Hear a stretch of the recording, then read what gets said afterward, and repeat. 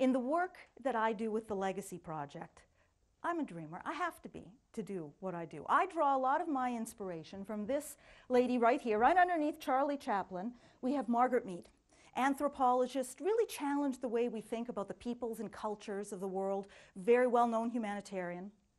And one of her famous quotes is that never doubt that a small group of thoughtful, committed citizens can change the world. Indeed, it's the only thing that ever has.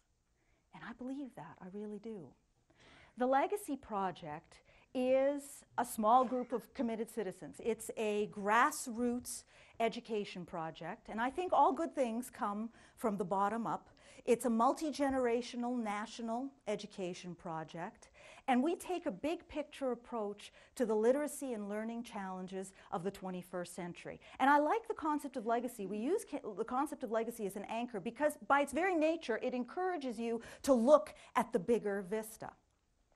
As the Legacy logo suggests, our lives are a path along which we ask questions, we make choices that have both short-term and long-term consequences on personal and social levels.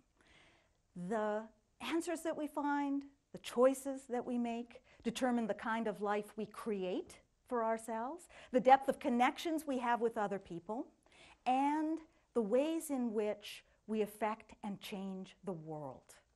Create, connect, change. To make the 30,000 or so odd days that each of us has walking this planet count. The Legacy Project has 3 banner programs, and they reflect the 3 levels at which each of us evolve our legacy right from childhood to older adulthood.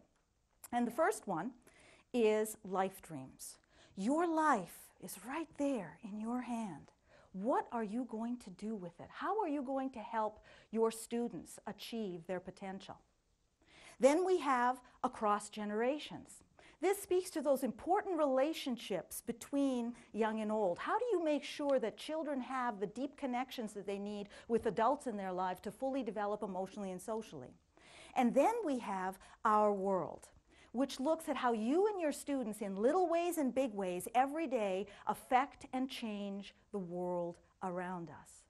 So we take a really big picture approach to your students' lives in the context of the people and the world around them. And we also take a big picture approach to learning. We're all about learning, not about the education system, which is a whole other thing. We're all about the joy of learning. And I think sometimes as teachers and as students, we have to get hooked back into that joy of learning. And there's a wonderful quote that I like from Merlin the magician in the Arthurian tale, The Once and Future King. And Merlin says, "Learn something. That's the only thing that never fails. You may grow old and trembling in your anatomies. You may miss your only love. You may see the world about you devastated by evil lunatics, or know your honor trampled in the sores of baser minds. There is only one thing for it then, to learn. Learn why the world wags and what wags it. That's the only thing which the mind can never exhaust, never alienate, never be tortured by, never fear or distrust, and never dream of regretting. Learning is the only thing for you. Look what a lot of things there are to learn."